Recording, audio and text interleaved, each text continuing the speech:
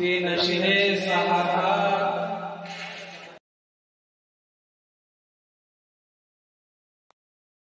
दंडवत काखे झोळे पुणे श्वान नित्य जान्हवीचे स्थान माथा शोभे जटाभार अंगे विभूती सुंदर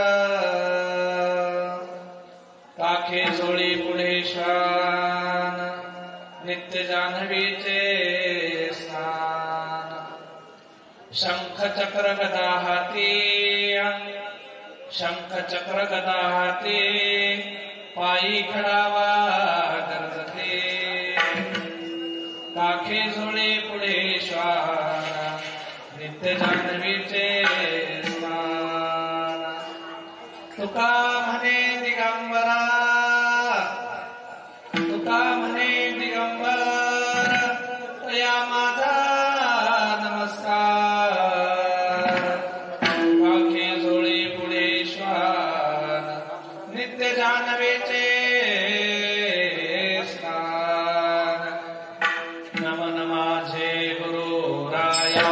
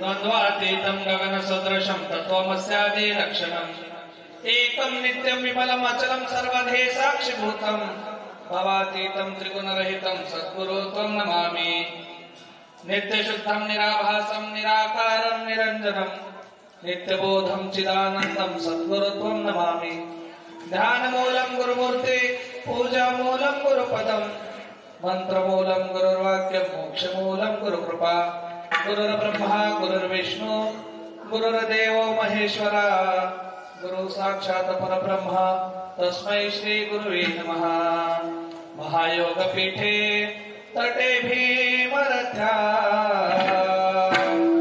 वरं पुण्डरीकाय दातु मुनीन्द्रे समागत तिष्ठन्तमानन्दकन्दम् परब्रह्मलिंगं भजे पाण्डुरङ्गं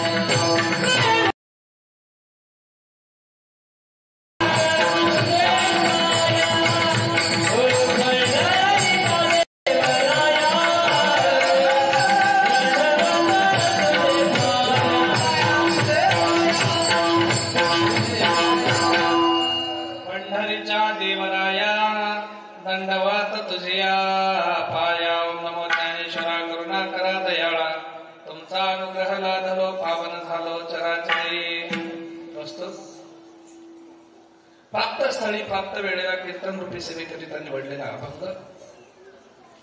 महान भगवत भक्त वैराग्य मूर्ती महाराष्ट्र भूषण सकल वारकरी संप्रदायाच्या कळसाचं स्थान ज्यांनी प्राप्त केलं ते विश्वमान्य संत, विश्व श्रीमंत, जगताचे जगद्गुरु, विश्वाचे विश्वगुरु छत्रपती शिवरायांचे शिवगुरु संत श्रेष्ठ तुकोबाराया यांच्या गाथेतील अतिशय सुंदर 5 चरणाचा आणि आज ज्या औचित्याच्या निमित्ताने आपण या ठिकाणावरती जमलो, आज ज्या आदिपुरुषाचा, ज्या महात्म्याचा, ज्या दिव्य मूर्तीचा उत्सव सोहळा आपण साजरा करतोय, त्या दत्त महाराजांच्या प्रगटोत्सवानिमित्तानं जगद्गुरु तुकोबारायांचा दत्त महाराजांना नमस्कार करणारा अशा पद्धतीचा अभंग आपण सेवेकरिता निवडलेला आहे.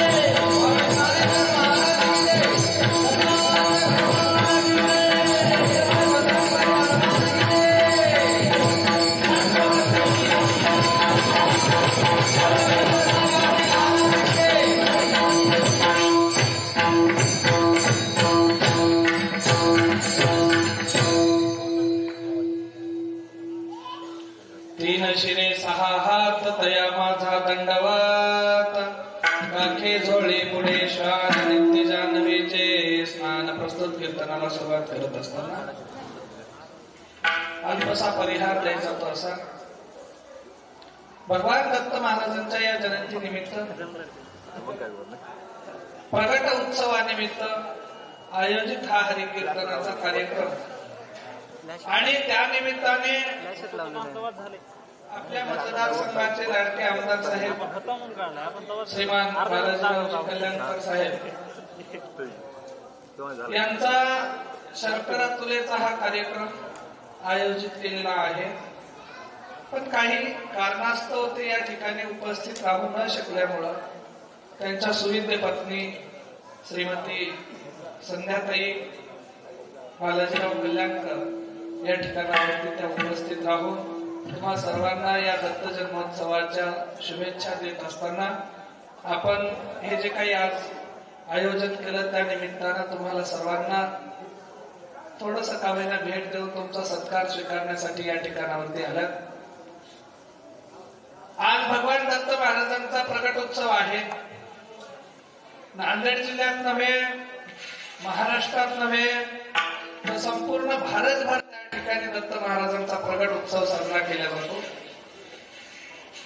आणि जयंती हा एक थोडासा शब्द चुकीचा वाटायला लागला, कारण जयंती ही जे गेलेले असतात त्यांची करायची असते आणि दत्त महाराज हे कधीही गेले नाही.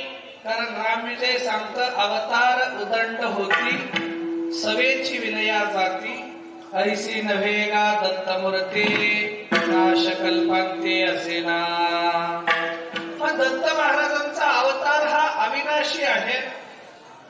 उदंड अवतार झाले तरी ते लयाला जातात, पण दत्तांचा अवतार हा लयाला जाणारा नाही, क्षय पावणारा नाही, संपणारा नाही. तो जगतामध्ये आजीवन अशा पद्धतीचं अजरामर स्वरूप धारण करून या जगाचं कल्याण करण्यासाठी अवतरलेला आहे.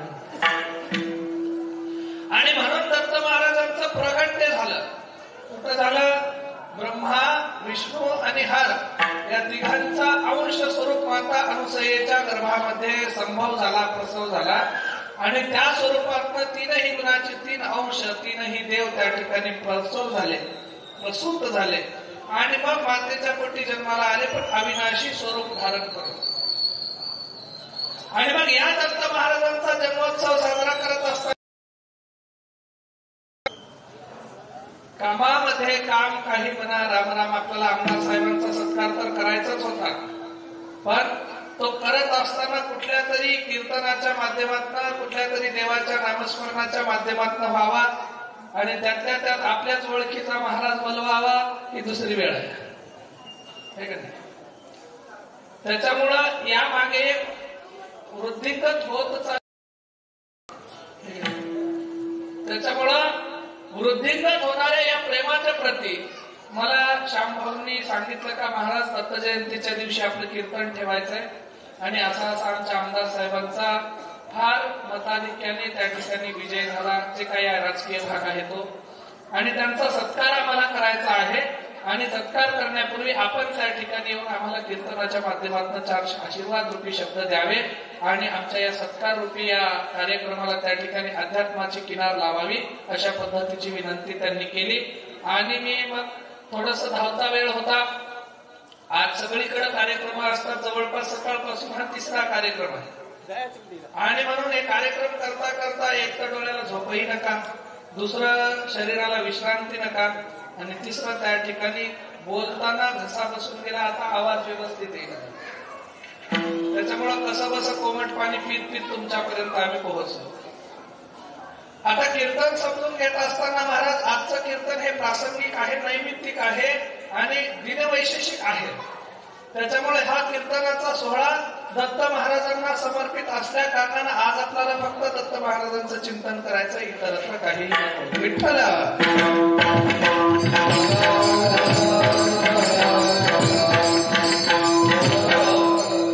आणि दत्त महाराजांचं स्मरण करत असताना जगद्गुरु तुकोबाराय म्हणतात, 3 शिरे 6 हात तया माझा दंडवत. हा स्वरूपाचा सोहळा त्या दत्त महाराजांच्या कसा आहे म्हणले, त्याला 3 शिरा आहेत. कारण याचे 3 गुण आहेत. एक रज आहे, एक सत्व आहे, एक तम आहे. आणि 3 गुणांची व्याप्ती ज्यामध्ये आहे त्याला 6 अशा पद्धतीचे हात आहेत.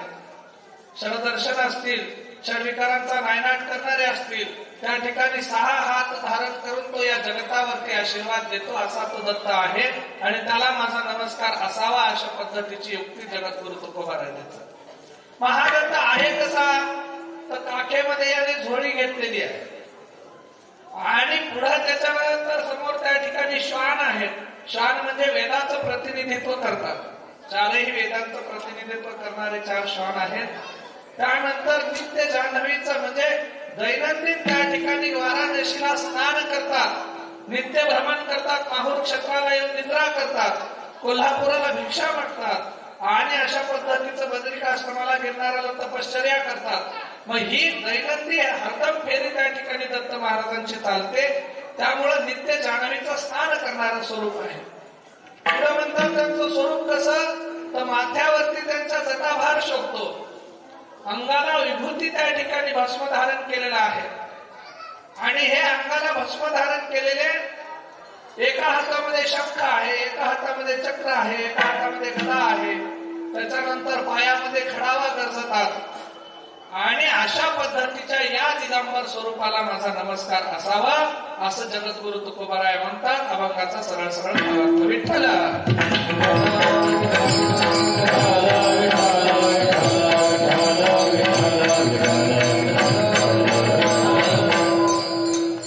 संत जनांची कृपा झाली महाराज तुमच्यावर.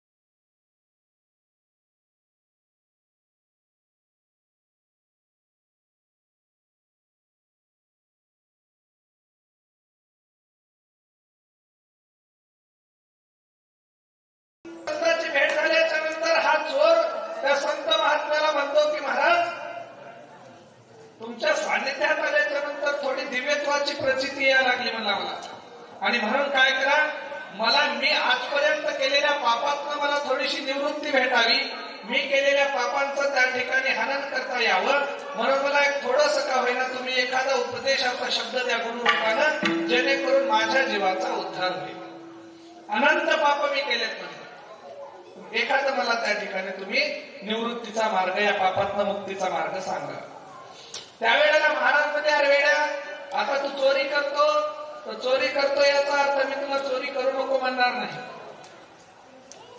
पण एक 4 गोष्टी तुला महत्वाच्या सांगतो म्हणले, जेणेकरून तुझ्या या पापातनं तुला निवृत्ती भेटेल, मुक्ती भेटेल. सांगा महाराज, काही हरकत नाही म्हणला. शरण गेला आणि शरण गेल्याच्या नंतर महाराजांनी पहिला त्या ठिकाणी पहिली गोष्ट सांगितली त्याला का, पहिली वेळेला तू काय कर का, चोरी करत असताना आजपासून एक संकल्प कर म्हणले का, कधीही कुण्या गरीबाच्या घरात चोरी करायची काय करायचं नाही, कुठल्याही गरीबाच्या घरामध्ये चोरी करायची नाही. एक. दुसरा महाराजांनी विचार सांगितला का, खोटं कधी बोलायचं, ठीक आहे म्हणला. तिसरा विषय महाराजांनी सांगितला का, ज्याचं मीठ खावं त्याच्या घरात चोरी करू नये. आणि चौथा विषय महाराजांनी सांगितला, फक्त एकच गोष्ट लक्षात ठेव म्हणले, तू किती चोऱ्या कर हरकत नाही, पण कमीत कमी तू केलेल्या चोरीची शिक्षा कोणी निष्पापाला भेटू नये एवढ्या गोष्टीची काळजी घ्या. काय सांगितलं, गरीबाच्या घरात चोरी करायची नाही, खोटं कधी बोलायचं नाही, आणि ज्याचं मीठ खावं त्याच्या घरात चोरी करायची नाही, आणि काहीही झालं तरी आपल्या चुकीची, आपल्या पापाची शिक्षा कोण्या गरीबाला भेटू नये याची काळजी घे, तुझ्या जीवाचं कल्याण आहे. आणि मग तो त्या ठिकाणी विचार करायला लागला, आता महाराजांचा शब्द आहे, महाराजांनी आपल्याला उपदेश दिला, महाराज लोकांचं काही ना काही थोडं फार होईना ऐकावं लागतं. मग ऐकावं लागतं म्हणून याला काय केलं का, बाबा ठीक आहे म्हणे, आता आपल्याला चोरी करताना गरीबाच्या घरी करू नका म्हणले, तर मग आपण आज चोरी कुणाच्या घराला करायची, कुणाला करायचं, आपल्या राजाच्याच घरी चोरी करायची. आणि मग राजाच्या घरी चोरी करायची, मग निघाला राजाच्या घराच्या दिशेने. राजाच्या घराच्या दिशेने निघाला, राजदरबाराकडे निघाला. राजा ज्या खोलीमध्ये विश्रांती करत होता त्याच्या त्या खोलीमध्ये जाऊन चोराला रात्रीला त्या ठिकाणी प्रवेश करत असताना एक शिपाई, एक सैनिक त्या ठिकाणी त्या चोराला विचारतो, अरे कोण आहे मला ते. मग कोण आहे म्हणजे याच्यानंतर याच्या गोष्ट दुसरी लक्षात आली का, महाराजांना सांगितलं खोटं बोलायचं. त्याला मला चोर हा म्हणला, मी चोर हवं. मग चोर हा म्हणजे त्यानंतर त्या सैनिकाला वाटलं राजाच्या गणगोतातलं कोणीतरी असेल, चोर काय स्वतः सांगते का म्हणजे चोर हवं, त्याच्यामुळे जाऊ कुठं जायचं तुला, काय म्हणतात. आणि राजाच्या खोलीमध्ये प्रवेश करतो. सगळ्या त्या ठिकाणी धनदौलतीची एक गाठोडी बांधली, सगळी त्या ठिकाणी सोनं नाणं सगळी संपत्ती जमा केली, एका गाठोड्यात बांधली आणि जाणार तितक्यात राजाच्या त्या शयनगृहामध्ये पंचपक्वानाचं ताट मांडून ठेवलेलं होतं आणि ताट मांडून ठेवल्या कारणाने याला जाता जाता त्याच्यावरही जरा सरटा मारून जावं खावं म्हणलं आणि मग जेवण केलं पोटभर. जेवणाच्या नंतर याचं लक्षात आलं का आपण याचं मीठ खाल्लंय, मग याच्या घरात आपल्याला चोरी करता येणार. मग चोरी करता येणार म्हणून यानं काय केलं, ते बांधलेलं गाठोडं तसंच ठेवलं, बिचारा निघून गेला.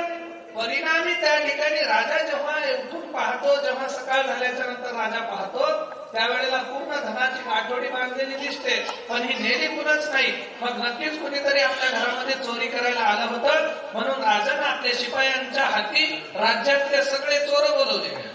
जसं काय अलीकडे कुठं दरोडा पडला ते फोडो कुणी, पण त्या परिसरातल्या अट्टल दरोडेखोराला आणि बोलून घेतल्या जाते पोलीस स्टेशनला.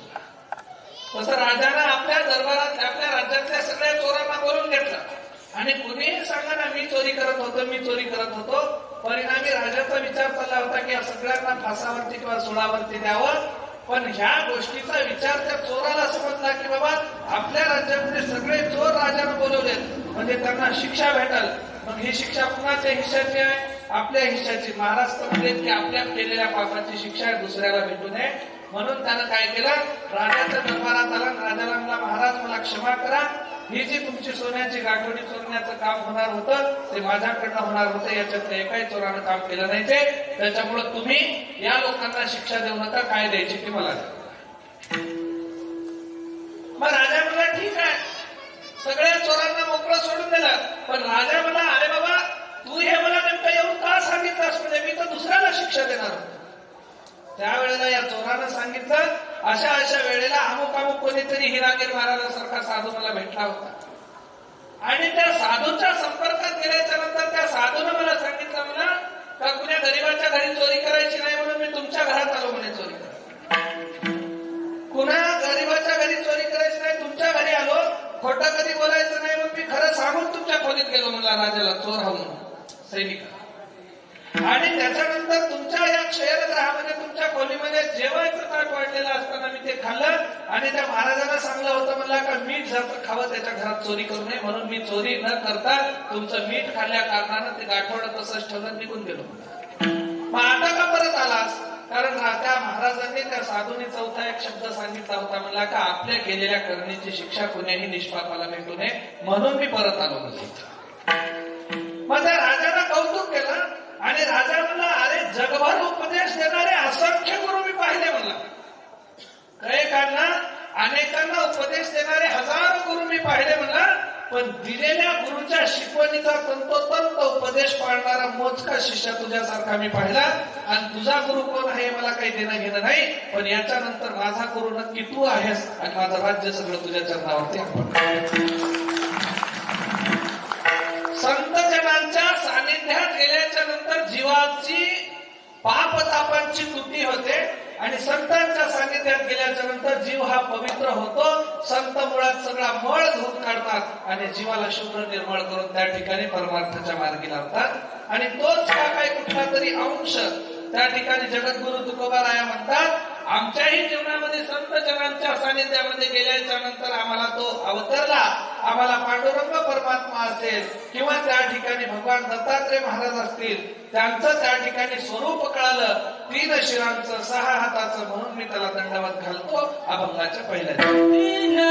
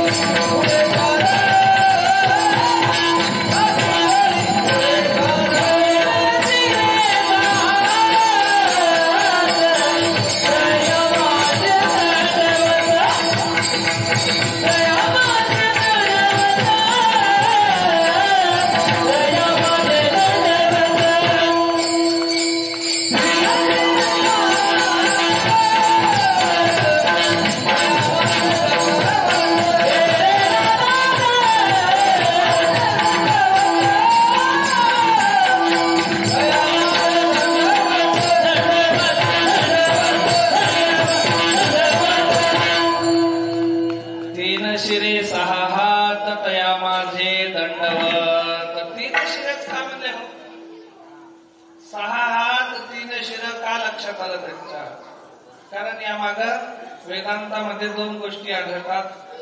एक म्हणजे ब्रह्मा, विष्णू आणि हरिहर हे शंकर भगवान त्या ठिकाणी माता अनुसयेचं सत्वहरण करण्यासाठी गेले होते. आणि सत्वहरण करायला गेल्याच्या नंतर अनुसया मातेनं स्वतः त्यांचं सत्वहरण केलं आणि त्या तिघांना बालक स्वरूपामध्ये आणलं.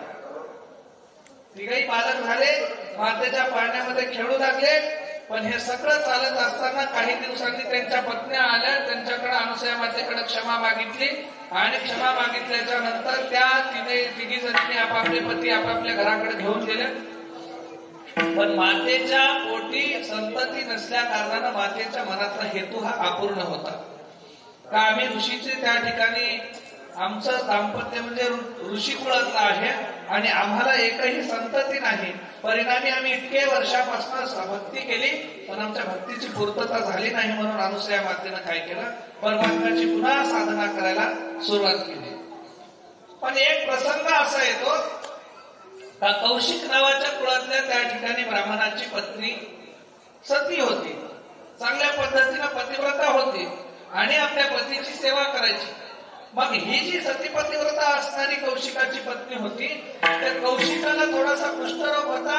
परिणामी त्याला एका वेश्येचा संग जडलेला होता. मग वेश्येचा संग जडल्या कारणानं हा कौशिक काय करायचा, आपल्या पत्नीला सारखं लथाडून बोलायचा, हाणामार करायचा, शिव्या द्यायचा आणि तिच्यावरती राग क्रोध करायचा. परिणामी त्या कौशिकानं एका दिवशी आपल्या पत्नीकडे त्या ठिकाणी इच्छा मांडली का तू जर माझी पतिव्रतानं सेवा करत असशील तर मला काय कर म्हणला, त्या माझ्या त्या आवडत्या वेश्येपाशी मला तो नेऊन सोड. मग ही बिचारी आपल्या पतीची आज्ञा पाळणारी होती. त्यानं काय केलं, त्या कौशिकाला आपल्या पाठीवरती घेतलं, पाठकोळी घेतलं आणि कौशिकाला घेऊन तिथे वेश्येच्या घराच्या दिशेनं जात असताना अशा अंधाऱ्या रात्री रस्त्यानं जात असताना वाटेमध्ये एक ऋषी सुळावरती तपश्चर्या करत बसलेला होता. त्या ऋषीचं नाव होतं मांडव्य ऋषी. आणि मग मांडव्य ऋषी सुळावरती देण्यात आलं. सुळावरच त्यांनी तपश्चर्या सुरू केली. पण तपश्चर्यामध्ये लीन असताना या कौशिकाला घेऊन जात असताना या कौशिकाची पत्नी पाठीवरती त्याला नेत असताना या कौशिक ब्राह्मणाचा धक्का थोडासा त्या सुळाला लागला आणि सूळ त्या ठिकाणी त्या मांडव्य ऋषीला थोडा जास्त पद्धतीने टोचल्या गेला. परिणामी त्यांची तपश्चर्या भंग झाली आणि मांडव्य ऋषीला शाप दिला का ज्या कुण्या मूर्खानं माझ्या या सुळाला धक्का मारून मला इजा पोहोचवण्याचं काम केलं असेल, उद्या सकाळचा उगवता सूर्य त्याच्या नशिबामध्ये नसेल. मग ही पतिव्रता होती. हिनं तो शाप ऐकला, महाराजांची विनंती केली का काहीही करा, या शापातनं मोकळं करा. साधूनं सांगितलं बंदुकीतून सुटलेली गोळी, धनुष्यातनं सुटलेला बाण आणि एखाद्या सिद्धानं दिलेला शाप हा कधीही परत घेता येत नाही. मग या सतीनं काय केलं का बाबा मी जर खऱ्या व्रतानं आपल्या पत्नीची सेवा केली असेल आणि मी जर एक पतिव्रत त्या ठिकाणी धारण करून माझ्या पतीशिवाय इतरत्र कुणालाही मी परमेश्वर मानलं नसेल तर माझ्या या पतिव्रताच्या बळावरती मी या सूर्याला शाप देते म्हणली की तू उद्याचा सूर्य त्या ठिकाणी उद्यापासून उगवणारच नाहीस. मग दोघांचीही तट लागली. परिणामी तुकोबाराय म्हणतात पतिव्रतेची सत्ता ही जास्त असते. कारण पतिव्रता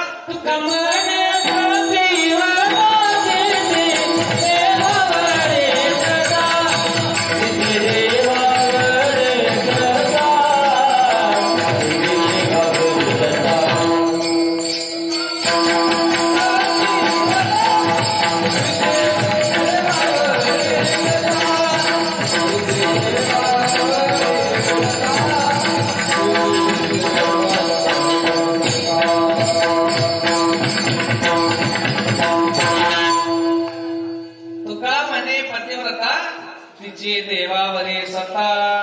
मग त्या पतिव्रतेने शाप दिला, संकल्प केला का उद्या सूर्य उगवणार नाही कारण माझ्या पतीचा जीव जाणार आहे.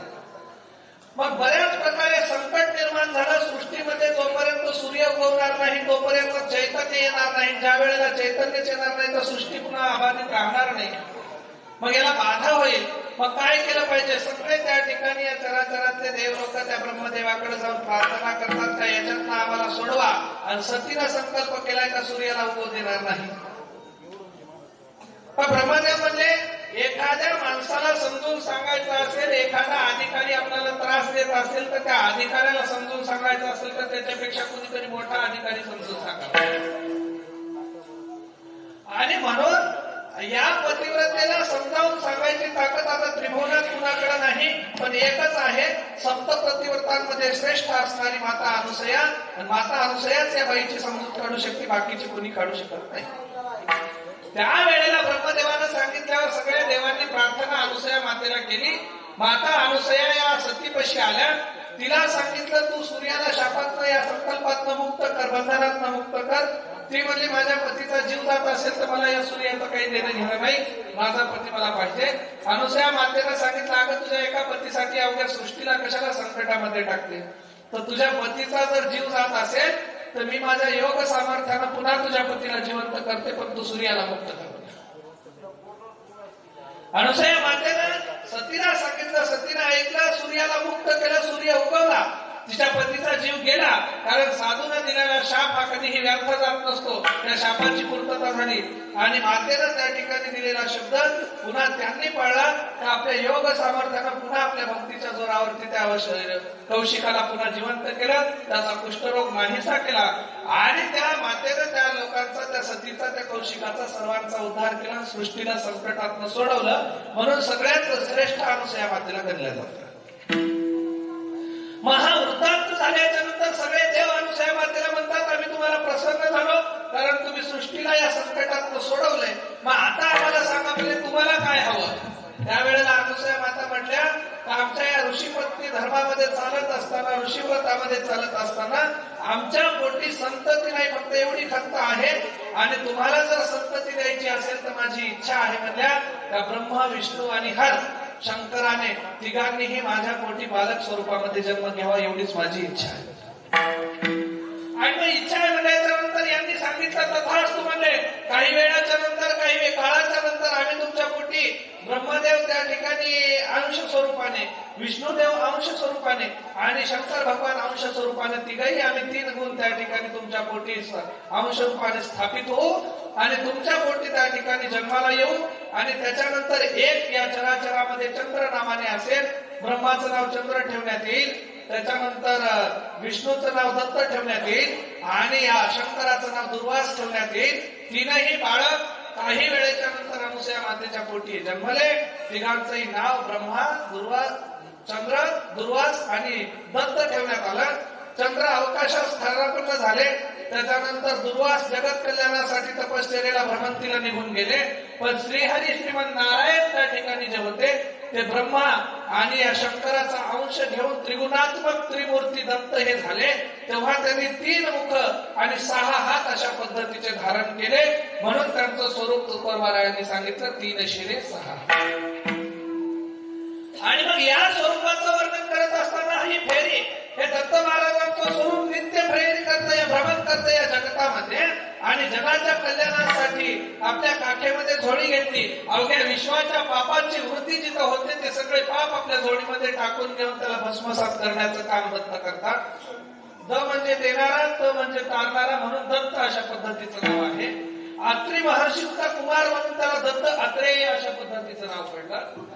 आणि तो कसा आहे तर नित्य त्या ठिकाणी जान्हवीचं स्नान करतो, अंगी विभूती आहे, त्यानंतर पायामध्ये खडावा आहे, शंख चक्र गदा पद्म त्या ठिकाणी धारण केलेला आहे, माथ्यावरती जटांचा भार आहे आणि अशा पद्धतीची विभूती लावून सुंदर दिसणारं हे दत्तांचं स्वरूप आहे.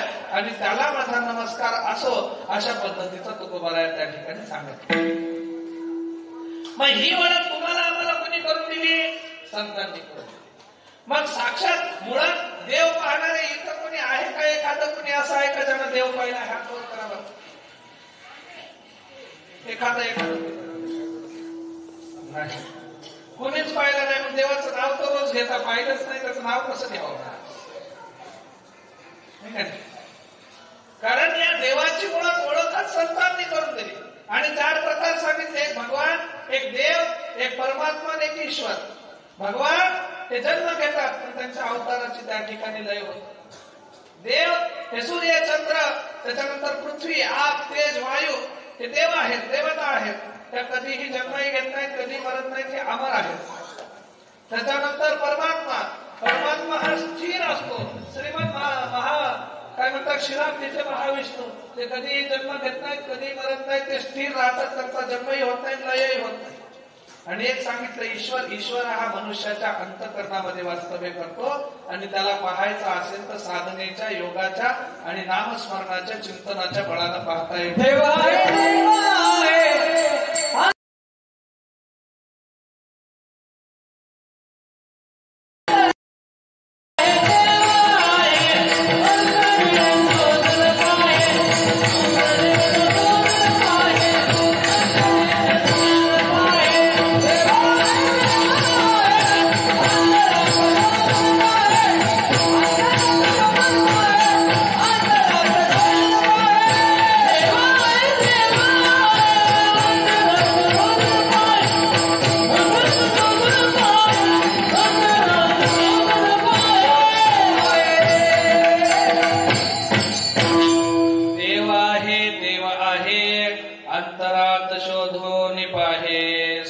सांगितलं अरे देव तुझ्यातच आहे म्हणजे. कस्तुरी मृग माहित असेल कदाचित काही लोकांना, शब्द तरी माहित असेल. कस्तुरी ही मृगाच्या म्हणजे हरणाच्या पोटामध्ये असते. तिचा सुगंध इतका दरवळतो का सगळीकडे पसरतो, पण त्या शोधामध्ये हरणच सगळीकडे फिरतं का हा वास कुठून यायला, मुळात तो असतोच त्याच्या पोटामध्ये. संतांनी अद्वैत तत्वज्ञान सांगितलं की अहाप्रमास्मी, मीच ब्रह्म आहे आणि तत्वमसी, तुझ्यात जे आहे ते सुद्धा ब्रह्मच आहे. आणि मग मीही ब्रह्म आहे, तू सुद्धा ब्रह्म आहे, मग दोघंही आपण एकच परमेश्वराचे अंश आहोत, हे संतांनी तत्वज्ञान सांगितलं. अद्वैत अशा पद्धतीचं तत्वज्ञान सांगितलं. पण आम्हाला त्या ठिकाणी थोडक्यात समजलंच नाही. परिणामी आम्हाला कळालं नाही का आम्ही कशाचं भजन करावं, कसं भजन करावं, का भजन करावं. असंख्य लोकांनी उपदेश दिले, असंख्य लोकांनी सांगितलं जीवन जगत असताना कसं जगलं पाहिजे. अलीकडल्या काळामध्ये पोरांचं व्यसनाधीनतेचं प्रमाण वाढलं महाराज. लोकांना आता काम करावं वाटत नाही. थोड्या मेहनतीमध्ये जास्त काहीतरी काम व्हावं अशी काही जणांची इच्छा, अपेक्षा असते. आणि परिणामी बेरोजगारीचं प्रमाण वाढलं, व्यसनाधीनतेचं प्रमाण वाढलं, समाजामध्ये गुन्हेगारीचं प्रमाण वाढलं. पण हे जर करायचं असेल तर संतांनी पूर्वी सांगितलं उद्योग दारिद्र्य नसते, काहीतरी उद्योग करा. कारण रिकामा असलेल्या माणसाचं रिकामं डोकं म्हणजे सैतानाचं घर असतं. रोजगार असणारा, उद्योगधंदा करणारा, कामी असणारा पुरुष, उद्योगामध्ये रमान असणारा पुरुष हा कधीही चुकीच्या मार्गाला जात नाही.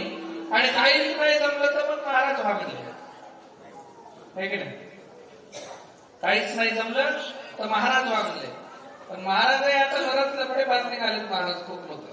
त्याच्यामुळे महाराजांचा स्वभाव काय नाही ह्याचंही थोडं चिंतन करण्याची गरज आहे.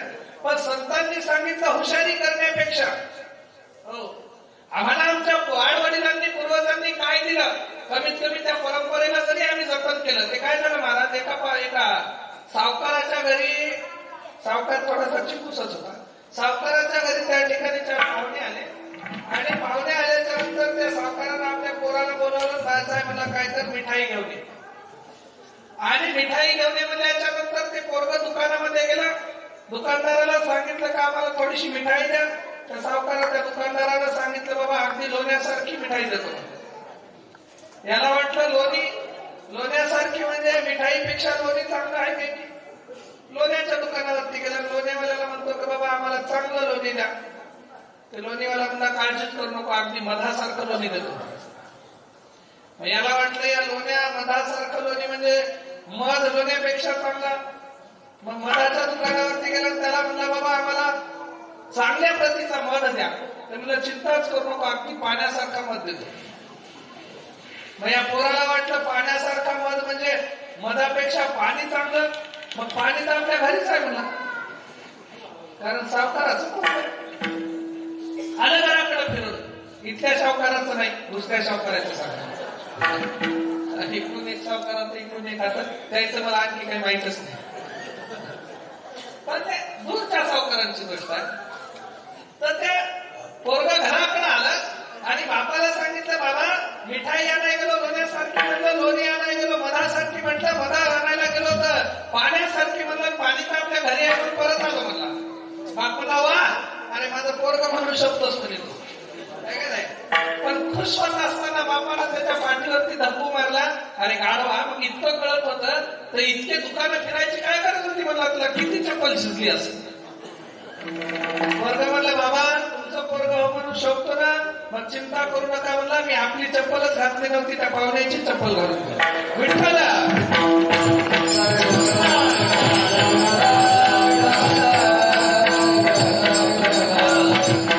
आणि म्हणून संसारातल्या ह्या हुशाऱ्या काही कामाला येत नाहीत. हुशारी करायची आहे तर समाजाला आपल्या हुशारीचा फायदा झाला पाहिजे. आमच्या श्यामभाऊनं हे जे काम केलं, आता आमदारांचे सत्कार किती मोठे करता येतात, नाही अशातला भाग नाही, पण कुठंतरी सत्कार करताना देखील त्याच्यात परमार्थ दिसला पाहिजे म्हणून दत्त जयंतीचं औचित्य साधते. आणि मग दत्त जयंतीच्या माध्यमातून औचित्य साधत असताना करायचं निमित्तच करायचं आहे, तर मग त्यामध्ये आपल्याला काहीतरी एखादा साधूच बोलवला पाहिजे. आणि साधू तर आता घरचाच झाला मला, हे की नाही. तुमच्यापाशी पहिले इथं महाराज मंडळी हात, त्याच्यात मला एक भरती केला. बापू म्हणजे आमचेच आहेत, बिलकुल तुमचेच आहेत, त्यांनी हा कामाला तुमच्यासाठी सदैव उपलब्ध आहेत. असं काही नाही की औचित्याने बोलवावं लागतं. पण आणि मुळात काय महाराज, ही परमात्म्यानं तुमच्या आमच्या भेटी घातलेल्या आहेत. हो, संतांनी आणि मुळात संतांची सुद्धा भेट घेण्यासाठी देवाची कृपा असावी लागते. आणि एकदा देवाची जर कृपा झाली ना, जाता जाता थोडक्यात सांगतो, आज माझी तब्येत थोडी व्यवस्थित नाही, तरी जाता जाता देवानं जर एका मनुष्यावरती कृपा केली तर काय होऊ शकतो. राजाचा रंक रंकाचा राजा होऊ शकतो, आहे का नाही. एका लेकराला, एका राजाला आपल्या पोटी संतती नव्हती, आणि पोटी संतती नसल्या कारणानं त्या राजानं काय केलं का, आपल्या राज्यातल्या एका ज्येष्ठ माणसाला विचारलं, बाबा काय करावं म्हणे, आपल्या पोटी आपल्या राणीला लेकरू नाही, एवढं मोठं राज्य पण या राज्यात वारस नाही, उत्तराधिकारी नाही, काय केलं पाहिजे. त्यावेळेला एका ज्येष्ठ माणसानं, काही काही जण अतिशहाणे असतात ना, त्या वडीलधाऱ्या माणसाला विचारायला गेलं तर त्यानं काय सल्ला दिली. काही लोक असतात घरात शांती नाचणं, मग कुणीतरी देवीला बकरं कापा, घरात समाधान लावणं, कुठंतरी कंदोरी करा, आहे का नाही, अशा सल्ला देणारे. मग एका जणांना सल्ला दिली का, काय कर म्हणला, तुझ्या राज्यातलं एक लेकरू बळी दे म्हणला, कोणीतरी बारीक छोटस बाळ एखादं बळी दे म्हणला. लेकरू बळी दे म्हणल्याच्या नंतर राजाने विचार केला, बाबा बळी कसा द्यायचा, कारण लेकरू कोण देईल म्हणजे आपल्याला, आपल्या पोटीत संतती नाही. त्यावेळेला या राजानं राज्यामध्ये दौंडी पिटवली का, जे कोणी मला धनदान द्या, अशा पद्धतीनं पैसा घेऊन, धन घेऊन, ऐश्वर घेऊन, सोनं नाणं घेऊन मला त्या ठिकाणी आपलं लेकरू दान देईल, अशा माणसानं माझ्याकडे यावं. आणि मग कुणीही तयार नव्हतं. पण एका घरामध्ये 4 लेकरं होती. त्या वाडवडिलांना माहित नव्हतं बळी देण्यासाठी मागायला म्हणून, पण त्या आई वडिलांनी भरपूर सोनं घेतलं आणि आपलं एक छोटस, एक थोडस आदुपंग असलेलं लेकरू त्या राजाकडे नेऊन दान देऊन टाकलं. दान दिल्याच्या नंतर राजाने त्याला 4 दिवस ठेवलं. 4 दिवसाला सांगितलं, तुला उद्या सकाळी मी बळी देणार आहोत, आणि बळी देत असताना तुला शेवटची इच्छा काही असेल तर माग, म्हणला काय पाहिजे ते शेवटची इच्छा पूर्ण करतो, उद्या तुझी बळी ठरलेली आहे. त्यावेळेला या लेकरांना राजाला विचार करून सांगितलं, काही काही लेकरं छोटेच असतात पण फार कीर्तिमान असतात. वय वर्ष 16व्या वर्षी जिजाऊंनी फक्त विचार सांगितला होता, तुकोबारायांनी फक्त उद्देश सांगितला होता. शिवाजी महाराजांनी 16व्या वर्षी संकल्प केला. 1680 पर्यंत त्यांनी 367 किल्ल्यांच्या राज्यासहित हे हिंदवी स्वराज्य होतं. आणि म्हणून एखाद्यानं आम्हाला सांगितलं आणि आम्ही जर त्याच्याशी नम्रपणे प्रामाणिकपणे जर कामाला लागलो तर काय होऊ शकत नाही महाराज. मग कोणी मशीद फिरवलं म्हणून द्या, कोणी काही केलं म्हणून द्या, काही केलं म्हणून द्या, पण तुकाराम महाराज म्हणतात, आहे तुका म्हणे धर्म संस्थापन, आहे तुका म्हणे धर्म संस्थापन. आणि मग देवाचाच विरोध आहे. तर धर्मासाठी मग तुम्ही नरो वा कुंजरो, एखाद्या वेळी धर्मासाठी खोटंही बोलावं लागलं तर हरकत नाही, पण काम मात्र नक्की केलं पाहिजे. आणि म्हणून या लेकरांना राजाला सांगितलं, महाराज मला फक्त 4 टोपले मला माती आणून द्या. माती आणून दिली राजानं. त्यानं एका टोपल्या, पहिल्या टोपल्यातल्या मातीचं एक घर बनवलं, दुसऱ्याचं एक घर बनवलं, तिसऱ्याचं एक बनवलं, चौथ्याचं एक बनवलं. आणि घर बनवत असताना त्या लेकरानं 4ही घर बनवले. पहिलं घर लाथ्यानं उडून टाकलं, दुसरं घर लाथ्यानं मोडून टाकलं, तिसरं घर लाथ मारून मोडून टाकलं, आणि चौथ्या घराच्या पुढे हात जोडून बसला थोडा वेळ असं काहीतरी बसला आणि निघाला. राजाला म्हणला चला आता बळी द्या. त्यावेळेला राजानं जर राहून विचारलं हे काय करणी बिरणी शिकलेलं आहे काय? करणीचा प्रकार फार चालतो माणूस, मग शिकलेला आहे का म्हणला. मग राजानं त्या लेकराला विचारलं अरे बाबा बळी तर जाणारच आहे पण जाता जाता सांगून जाय मला काय केलंय तू हे नक्की. त्यावेळेला लेकरानं विचार केला महाराज हे पहिलं घर जे नात्यानं मी बोललो ते माझ्या आई वडिलांचं आहे. माझ्या आई वडिलांनी मला जन्म दिला, आयुष्यभर सांभाळण्याचं त्यांचं कर्तव्य होतं पण त्यांनी मला लाथाडलं म्हणून मी त्यांचं लाथ्यानं घर मोडून टाकलं. दुसरं घर हे माझ्या समाजातलं माझ्या नात्यागोत्यातल्या लोकांचं होतं, त्यांची जिम्मेदारी होती माझ्या आई वडिलांना समजावून सांगण्याची. पण मुकाटपणानं पाहत राहिले आणि मला त्यांनी वाऱ्यावरती सोडून दिलं. परिणामी हे दुसरं घर माझ्या नातलगातल्या लोकांचं आहे, मोडून टाकलं. तिसरं घर हे राजा तुझं आहे म्हणे, कारण राजाचं कर्तव्य असतं प्रजेचं रक्षण करणे. राजाचं कर्तव्य असतं आपल्या राज्यातल्या प्रत्येक लोकांना सांभाळणे, सगळ्यांना पोटाशी लावणे. हे तत्व राजाचं असताना तुम्ही तुमच्या कर्तव्यामध्ये कसूर केला आणि माझ्यासारख्या निष्पाप लेकराची बळी देण्यासाठी सज्ज झालात. परिणामी हे तिसरं घरही तुमचं मी मोडून टाकलं. आणि हे चौथं घर हे माझ्या परमात्म्याचं आहे. अरे ज्याचं जगामध्ये कुणीच नसतं त्याचा जगामध्ये देव असतो. म्हणून मी देवाकडे प्रार्थना केली म्हणला की देवा अरे आजपर्यंत या जगतातल्या सगळ्या लोकांनी माझी बाजू काढून घेतली पण तू मात्र सक्षम आहेस. तू माझ्याकडे जर बाजू घेऊन माझ्याकडनं उभा राहिलास तर हे बळी देणाऱ्या राजाची सुद्धा मती भ्रष्ट करू शकतोस किंवा मतीमध्ये परिवर्तन करू शकतोस. म्हणून याच्या पुढे माझं या जगात कोणी नाही, तू एकटाच आहे. परिणामी राजाच्या डोक्यामध्ये प्रकाश पडला. अरे बाबा बरोबर आहे म्हणे, उद्या आपण या लेकराची बळी जरूर देऊ हरकत नाही, पण बळी दिल्याच्या नंतरही आपल्या राणीला लेकरू नाही झालं तर काय करायचं? आपल्याला पाप लागेल. आणि मग आपल्या राणीच्या पोटी लेकरू व्हायचं नशिबातच नसेल तर मग या लेकराची बळी देऊन काय फायदा? त्याच्यापेक्षा हे लेकरूच हे बाळच आपल्या राणीच्या पोटी द्यावं, गोटीमध्ये टाकावं म्हणला. आणि त्यानं त्या लेकराला राणीच्या ओटीत टाकलं आणि आपल्या राज्याचा उत्तराधिकारी घोषित केला. परिणाम जाता जाता मृत्यूच्या दाढेत जात असताना शेवटचा केलेला एक नमस्कार ईश्वराच्या मंदिरापुढे केलेलं ईश्वराचं एक स्मरण त्याला जे मरणाच्या दडेत लोटणारं होतं ते ऐश्वर्याची संपत्तीची प्राप्ती करून देऊन थांबलं. संतांची भूमिका आणि ईश्वराच्या दर्शनाचं महात्म्य आमच्या जीवनामध्ये इतकं असतं का जाता जाता का होईना एकदा देवाचं नाव घ्यात चला जेणेकरून तुमचे कार्य सगळे सिद्धी होतील. म्हणून संत सांगतात देवाचं नाव कधी कधी घ्या, ईच अँड एव्हरी मोमेंट, प्रत्येक क्षणाला. कारण संत म्हणतात क्षणोक्षणी हाचे करावा विचार.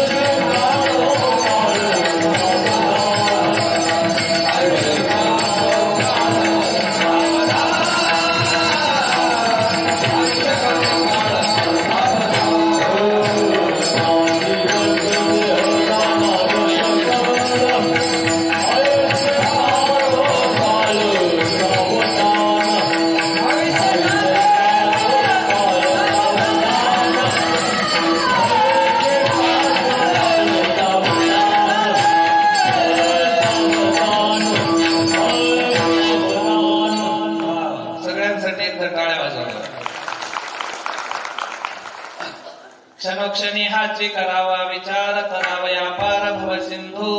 नाशिवंत देह जाणार सकळ आयुष्य खातो काळ सावधान. सावध व्हा म्हणते. आणि कधी सावध व्हा? वेळ गेल्याच्या नंतर नका, आत्ता. स्वामी विवेकानंद म्हणतात awake arise and know your strength power. आत्ता उठा, जागे व्हा आणि तुमच्यातली जी आत्मशक्ती आहे ना, तुमच्यातली जी पोटेन्शियल पॉवर आहे, तुमच्यातली जी कार्यक्षमता आहे ती ओळखा. वेळ गेल्याच्या नंतर हाती काही लागत नाही. हे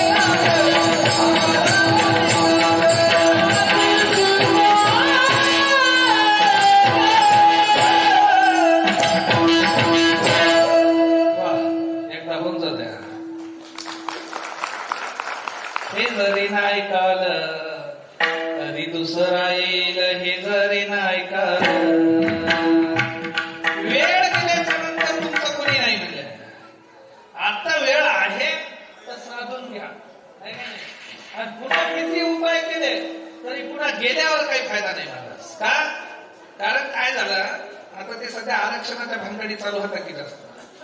आता समाजांनी आरक्षण मागावं, प्रशासनानं काहीतरी करावं, हे उचापात्या बऱ्याचशा आता मागच्या वर्ष 2 वर्षापासून, तसं तर 30-40 वर्षापासून प्रश्न प्रलंबित आहेत. कुणाला कुणाचं आरक्षण मिळालं, कुणाचीच काही अडचण नसावी, पण हे काही लोकांचे डाव असतात, तशा पद्धतीने खेळायचे असतात, समाजाला एकमेकाच्या प्रती लढवायचं असतं, जेणेकरून आपला फायदा झाला पाहिजे. पण हे सगळं चालत असताना संत सांगतात का बाबा समाजाला एकत्रित करण्याचं काम हे धर्माचं आहे आणि समाजाला एका जागी आणण्याचं काम हे साधू संतांचं आहे. आम्ही शेवटपर्यंत ते प्रयत्न केला पाहिजे. पण काही हुशार असतातच असे ज्यांना त्याच्यातच मजा असते.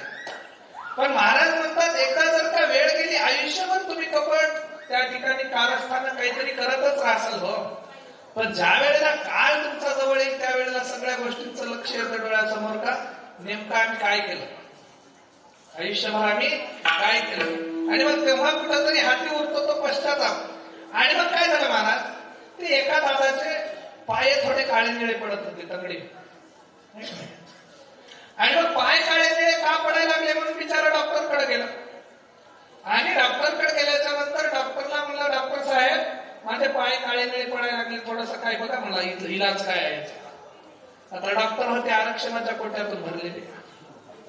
डॉक्टर साहेब म्हणले तुमचे पाय काळे निळे पडायले म्हणजे तुम्हाला काहीतरी मोठा रोग झाला आणि मांड्यापासून तुमचे तगडे तोडावं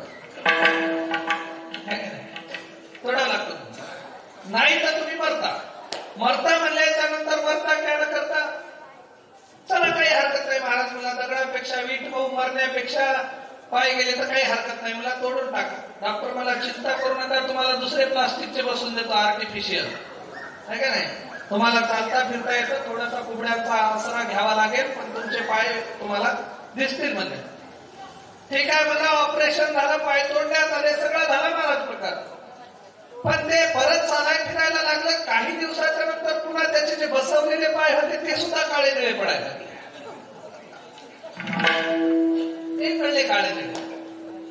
मग यानं म्हणलं बाबा ते आपले पाय होते काळे निळे पडले, ठीक आहे, आता प्लास्टिकचे बसवले ते काळे निळे पडायले, हे काय कारण आहे का. मग काय कारण आहे म्हटल्याच्या नंतर पुन्हा डॉक्टरकडे गेला. आणि डॉक्टरकडे गेल्याच्या नंतर डॉक्टर साहेबांना म्हणला बघा पाय परत काळे निळे पडायला लागले. तर डॉक्टरनं विचार केला बारकाईनं आणि डॉक्टरना सांगितलं तुमच्या जीन्सचा कलर लागायला नाही या पायाला, तुमच्या जीन्सचा कलर लागायला नाही या पायाला. कधी सांगितलं, पाय तोडल्याच्या नंतर. मग हे असे आरक्षणाचे फायदे मला आपल्याला त्या विषयात घुसायचं नाही. पण जनाबाई म्हणते की पुण्यवंत पाताळ लोकी नेला, नाही चोरट्याचा बहुमान केला, धंद झाला तुझा दरबार. म्हणले तसं सध्या धुंद आहे सगळीकडं, कुणाचं काय व्हायला कुणाचं काय माहिती नाही, सज्जनांना त्रास आहे. पण हे सगळं असताना सुद्धा आम्हाला आमचा धर्म कुठल्या तरी कानुष्यामध्ये जोपासणं हे गरजेचं आहे. आणि म्हणून पाय गेल्याच्या नंतर जर कळत असेल आम्हाला की आमचा ह्या कपड्याचा रंग लागत होता तर आमच्यासारखं वेळ कोणी नाही. तसं संत म्हणतात बाबा वेळ गेल्याच्या नंतर जर तुम्हाला कळत असेल वाटत असेल तर आता देवदेव केला पाहिजे. तर ही जी माळ आहे आज गळ्यात घातली ती शोभून दिसते कारण आज ती ताजी आहे. या माळीला 15 दिवस घरापुढे लटकून ठेवा, 15 दिवसाच्या नंतर कोण्या महाराजाला घालायला आणणारे घालून घेते का, गळ्यात टाकू देणार नाही का, कारण ते कोमजलेल्या फुलाची किंमत राहिली नाही. संत म्हणतात जोपर्यंत तुमचे चेहरे हसतमुखाचे आहेत, जोपर्यंत तुमच्या आयुष्यामध्ये चैतन्य आहे, जोपर्यंत तुम्ही प्रसन्न आहात, शरीरामध्ये उमेद आहे, ताकद आहे, तुम्ही चालू फिरू शकता, तोपर्यंतच परमार्थ करून घ्या. सुकलेले फुलं जसे देवावर टाकल्याच्या नंतर देवाला आवडत नाही, तसे दात पडलेले, बोबड बोलणारे, डोळ्याला अंगारी येणारे, मोतीबिंदू झालेले, हातपाय सांधे दुखणारे असे पूजेले तोंड घेऊन देवाच्या समोर आले तर देव मला तेही मला आवडत. अंगात जोपर्यंत रग आहे, ताकद आहे, तोपर्यंत परमार्थ करा, जेणेकरून वयाच्या उत्तरार्थामध्ये देवाला आपोआप वाटलं पाहिजे का याला ताकद होती, तोपर्यंत सगळं काम केलं, आता इथून पुढे सांभाळण्याची जिम्मेदारी माझी आहे. आणि म्हणून संत म्हणतात अशा पद्धतीनं परमात्म्याचं स्मरण भक्ती करत असताना दत्त महाराजांचं महात्म्य, दत्त महाराजांचा अवतारच अशा पद्धतीचा आहे का तो या जगताचं कल्याण करणारा आहे. मला त्याच्यामध्ये ते दिसलं म्हणून मी त्याला नमस्कार घातला. एकदा सुंदर दत्त महाराजांचं भजन करूया आणि आपल्या कीर्तनाच्या समारोपाकडे वळूया. सर्वांनी हात वर करा. मुलं इथं कुठं भाषण आहे का? आज सांगितलं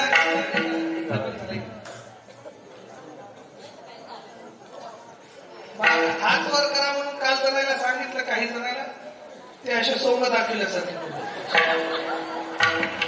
मी म्हणलो काय हात वर करायले का मला वाकडं दाखवायचे? अशी कशी थंडी वाजायची म्हणून अंगावर शाली ते हातही निघत आहे. असे चांगले करत घ्यायचे.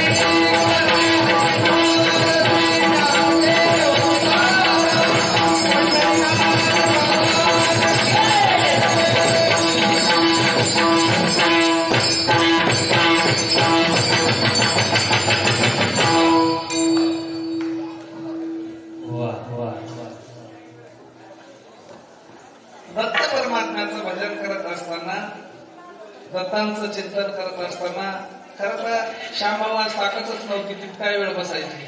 तिंदा थोडस काहीतरी खावं लागायला, गरम पाणी प्यावं लागायला. आज अवस्था थोडी खराब होती, पण तरी तुम्हाला सगळ्यांना बघल्याच्या नंतर पुन्हा वाटलं नाही आपण कीर्तन करू शकतो, आणि म्हणून पुन्हा उभं राहिलो. हरकत नाही. दत्त महाराजांच्या या आता काही जणांचं आता भजन करताना कसं झालं महाराज, माया कशी माणसाला सतावते बघतो, कशी सतावते पहा. इकडे टाळ्या वाजवा की समोर आलेला चहाचा कप घ्यावा, काही सुद्धा हात वर आहेत आणि तोंडाच्या समोर ग्लास घेऊन ती बिचारा एक्सप्लेट घेऊन असतात.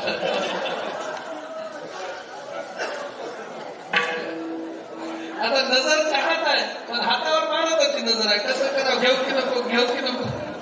सचिन पाटील, माया नेमकी मनुष्याला अशी सतावते प्रपंचामध्ये का, काय म्हणतात, सांगा मी काय करू, भक्ती करू का पोट भरू, सांगा मी देवा काय करू. इकडे पोटाची भ्रांत आहे, जगायचं रोज नित्य काहीतरी व्यवहार केल्याशिवाय, काहीतरी काम केल्याशिवाय जगता येत नाही. पण परमार्थ केल्याशिवाय, देवाचं नाव घेतल्याशिवाय या भौतिकातनं सुटण्याचंही त्या ठिकाणी काही साधन नाही. पण संत म्हणतात प्रपंच परमार्थ साधतील दोन्ही, तयासे निर्वाणे सुख आहे. प्रपंच जरूर करा, नाही अशातला भाग नाही, कारण तुम्ही पुरुषार्थी लोक आहात. तुमच्या गळ्याला संसार आहे, त्या संसाराची पूर्तता करणं तुमचं कर्तव्य आहे. पण हे सगळं करत असताना संतांच्या मार्गावर चालत चालत का होईना संतांचे चार विचार जोपासणे, एकमेकांना जवळ धरणे, एकमेकांच्या सानिध्यात राहणे, एकमेकांना जवळ धरण्याचं, प्रेम वाटण्याचं त्या ठिकाणी काम तुम्हाला करावं लागेल. आणि एवढंच करत असताना जगद्गुरु तुकोबाराया म्हणतात का मी या दत्त महाराजांचं स्मरण करत असताना मला दिग म्हणजे भूमी, अंबर म्हणजे आकाश, दिग आणि अंबर अशा पद्धतीचा ज्याचा आदी नाही, ज्याचा अंत नाही, असा दिगंबर स्वरूप मला त्या ठिकाणी प्राप्त झालं, दिसलं. आणि त्या दिगंबर स्वरूपाला मी नमस्कार करतो. अभंगाचं शेवटचं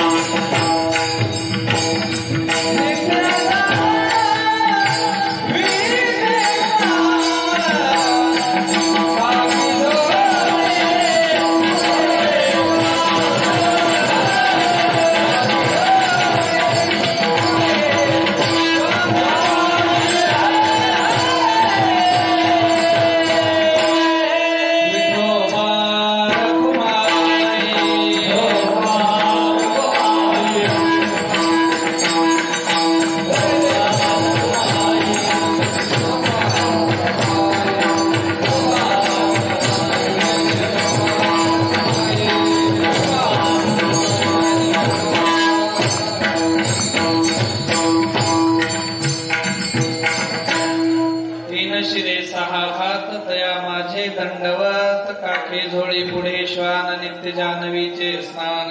या पद्धतीने यथामती यथावकाश धावत्या वेळेमध्ये आपल्याला सगळ्या गोष्टी साध्य करत असताना दत्त महाराजांचं चिंतन जसं जमलं तसं करण्याचा प्रयत्न केला.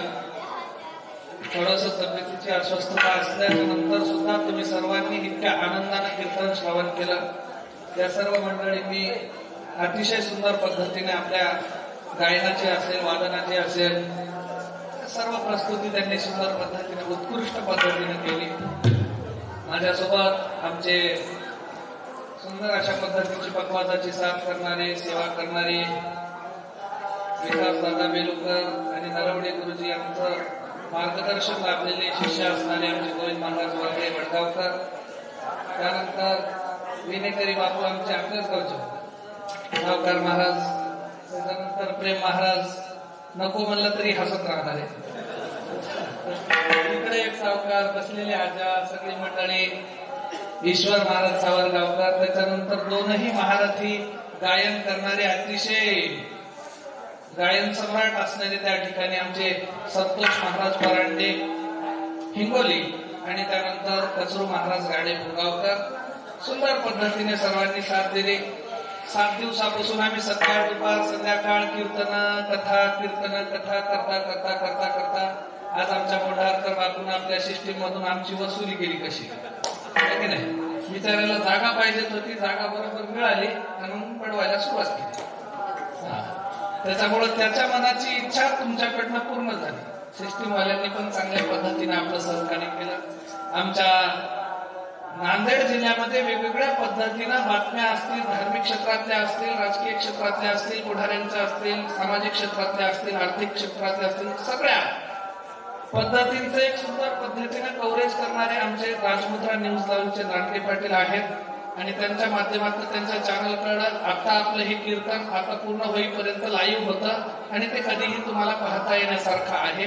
त्याच्यामुळे राजमुद्रा न्यूज लाईव्हचं सुद्धा त्या ठिकाणी करावं तेवढं कौतुक कमी आहे महाराज. आणि सुंदर पद्धतीने तुम्ही सर्वांनी प्रासंगिक कीर्तनाला लोक येणं म्हणजे फार कठीण असतं, पण तरीही दत्त महाराजांचं स्मरण करणारे तुम्ही लोक आणि श्यामभाऊवरती तुमचं प्रेम आहे. आता मला राजकीय वर्षाचं काही देणं घेणं नाही महाराज. राजकीय गोष्टीवरती आम्ही वक्तव्य करणं सुद्धा योग्य नाही. कुणी बोलवलं तर कुणाच्याही दारी आम्हाला जावं लागतं, कुणी पाय पडलं तर प्रत्येकाला आशीर्वाद तेवढा द्यावा लागतो. त्याच्यामुळे राजकीय बाजू काढून श्याम पाटलांसारखं व्यक्तिमत्व तुमच्या इथं आहे हे मला तरी वाटतं. मला सांगलीमध्ये त्या ठिकाणी खाणीमधला हिरा असल्यासारखं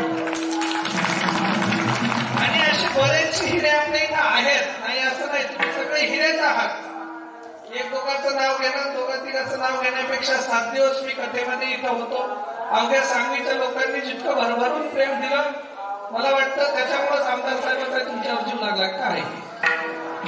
पण कसंही का असणं आपलं काम होण्याशी मतलब आणि आपलं काम करणाऱ्या माणसाशी मतलब. गेल्या वर्षी आपण कथा करत असताना आपल्याला हे असा सुंदर भव्य मंडप नव्हता, पण तो आता चांगल्या पद्धतीने झाल्यामुळं या तुमच्या व्यासपीठाला याची शोभा आली आणि गावालाही कामाला पडलं. त्याच्यामुळे तुमच्याकडनं परमात्मा अशाच पद्धतीची उत्तरोत्तर सेवा करून घेत जावं आणि परमात्मा तुम्हाला उत्तरोत्तर त्या ठिकाणी चांगलं वृद्धिंगत प्रगतिशील होण्याचं त्या ठिकाणी बळ देवो ही प्रार्थना करत असताना झालेली सेवा तुम्हा सर्व मायबापांच्या चरणावरती आपले हिरागे महाराज असतील किंवा गुरु महाराज असतील सर्व संत मंडळींच्या त्या ठिकाणी कृपा आशीर्वादानं तुम्ही भगवान परमात्म्याची भक्ती करता. त्याच्यामुळे त्या भगवान परमात्म्याच्या चरणावरती झालेली सेवा समर्पित करत सेवेला पूर्णविराम. ज्ञानेश्वर माऊली